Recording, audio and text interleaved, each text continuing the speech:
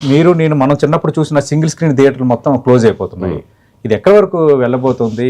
ఫైనల్గా థియేటర్ చూసేది లేకపోతే ఇంకా ఇండస్ట్రీకి అది ఒక మూలం కదా. అంటే ఇక ఆ వరల్డ్ అప్డేట్ అయ్యే ప్రాసెస్ లో రకరకాల మార్పులు వస్తూ ఉంటాయి. సో మనం చిన్నప్పటికి ఇప్పటికి చాలా థియేటర్కల్ సిస్టమ్ మారిపోయింది. ఫ్యూచర్ లో కూడా మారుద్ది. మారిన వాటికి తగ్గట్టుగా మనం ప్రయాణం చేయడం తప్ప ఆప్షన్ లేదు. రైట్. అంటే టికెట్ ధరలు ఇవన్నీ కూడా కారణంగా చూపుతున్నారు.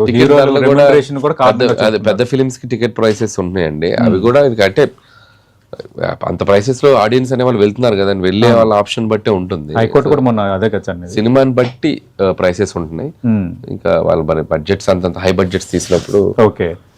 అంటే హీరోల రెమ్యునరేషన్స్ తగ్గించుకోవాలి కదా అనేది కూడా కొందరు అంటున్నది. అది ఇండివిజువల్ డెసిషన్స్ అండి. మనం చెప్తే ఇప్పుడు నేను వచ్చి గొంతెత్తి అరిచినా ఇంకెవరేం చేసినా అది మారవు. అంటే ఎవరి ఇండివిజువల్ ప్రాజెక్ట్ ఎవరి ఇండివిజువల్ డెసిషన్ వాళ్ళది. అది వాళ్ళకి తెలుస్తాయి కాబట్టి బెటర్. ఏ ఫిల్మ్ కి తగ్గ వాళ్ళు డిసైడ్ చేసుకుంటే బెటర్. సార్ ఇప్పుడు సంక్రాంతి సినిమాల్లో రాజా సాబ్ కి మిక్స్డ్ టాక్ వచ్చింది. దానిపై మీ కామెంట్ ఏంటి సార్? సినిమా నేను ఇంకా చూడలేదండి. నేను చూస్తాను. Maruthi is very good friend నాకు. అవును, ఆయన చెప్పారు సార్. సో పెద్ద హీరో సినిమాలు ఫెస్టివల్ కాబట్టి respect of talk collections revenues వచ్చేస్తాయండి.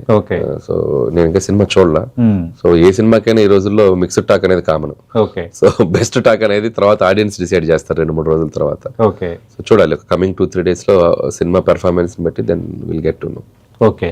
కానీ ఇప్పుడు రివ్యూలకు సంబంధించి కూడా హీరోలు, నిర్మాతలు, డైరెక్టర్లు ఓపెన్ గా మాట్లాడుతున్నారు. ఒక సినిమా ఇంత కష్టపడి తీసి ఇంత బెస్ట్ గా చేసిన తర్వాత తప్పుడు రివ్యూలు రాయడం పైన ఒక రచ్చ నడుస్తుంది. దానిపై మీ కామెంట్ ఏంటి సార్? అది వేస్ట్ ఆఫ్ టైం అండి. ఎందుకంటే రివ్యూస్ అనేవి సినిమా కంటెంట్ కానీ సినిమా ఆడియన్స్ కానీ ఆపలేవు. సో రివ్యూస్ దాని వాళ్ళ ఇండివిజువల్ ఒపీనియన్. సో వాళ్ళు ఇచ్చుకుంటారు, వాళ్ళు రాస్తారు. బట్ సినిమా బాగుంటే ఆడియన్స్ వెళ్ళి సినిమా థియేటర్కి వెళ్ళి చూసి వస్తారండి. కాబట్టి వెళ్ళి ఊరికే ప్రతి రివ్యూని మనం భూతద్దంలో చూడటం కంటే ఓకే వాళ్ళ ఒపీనియన్, ఇండివిజువల్ ఒపీనియన్ చెప్పి వదిలేసి మన సక్సెస్ ని మన సినిమాని ఎంజాయ్ చేసుకుంటూ వెళ్ళిపోవటం బెటర్. సో సినిమా బాగుంటే థియేటర్కి ఆడియన్స్ రాకుండా ఉండడండి. అదైతే ఫ్యాక్ట్. అది చిన్న సినిమా అయినా, వెరీ స్మాల్ ఫిల్మ్ అయినా, వెరీ బిగ్ ఫిల్మ్ అయినా, సినిమా బాగుందంటే మౌత్ టాక్ ద్వారా వెళ్ళైనా, మీడియా వాళ్ళు టీవీ ఛానల్స్ ద్వారా ఓదరగొట్టేసైనా ఆడియన్స్ థియేటర్ కి తీసుకొచ్చేస్తారు. కాబట్టి ఆ ప్రాబ్లం రివ్యూస్ ని సినిమాలను చంపుతాయి అనేది నేనైతే నమ్మనండి. కాకపోతే మన మెంటల్ పీస్ ఎఫెక్ట్ అవుద్ది. అదే మన సినిమా గురించి ఎందుకు బాగా రాయలేదు అని ఒక చిన్న లోపల ఒక ఫీలింగ్ ఉంటుంది తప్ప but it won't effect the movie అండి. ఓకే. అంటే కొందరు రివ్యూస్ మీద కూడా బేస్ అవుతున్నారు సార్, నేను గమనించాను. రివ్యూస్ బాగోలేదు అందుకే మేము వెళ్ళట్లేదు అని. వెరీ మైనర్ పర్సెంట్, చాలా less percentage. Okay. Very less percentage. చాలా మంది ఇప్పుడు ఉన్న దాని ప్రకారం వాట్సాప్ గ్రూప్స్ వచ్చేసినాయి. ఒక గబుక్కున ఒక సినిమా చూసి వచ్చి గ్రూప్ లో పెట్టేస్తారు, ఈ సినిమా చూస్తే చాలా బాగుంది. ఆటోమేటిక్ ఇంకొకరు కదులుతారు. దాని ట్రైలర్ చూస్తే ఆడియన్కి ఒక ఒపీనియన్ ఉంటుంది. సినిమాకి వెళ్ళి చూసాక అది స్ప్రెడ్ అయిపోతుంది టాక్. మౌత్ టాక్ మించిన పెద్ద రివ్యూ ప్రపంచం లేదు.